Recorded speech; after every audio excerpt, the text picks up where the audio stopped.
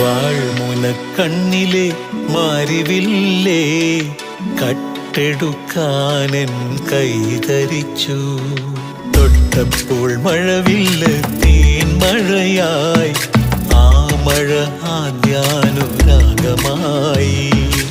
ഇതുവരെ അറിയാത്ത നൊമ്പരമെൻ ആത്മാവിൽ ഞാനറിഞ്ഞു. അരുവിയായി പല വഴി അലഞ്ഞതെല്ലാം അഴകേ നിന്നരികിലേക്കായിരുന്നു.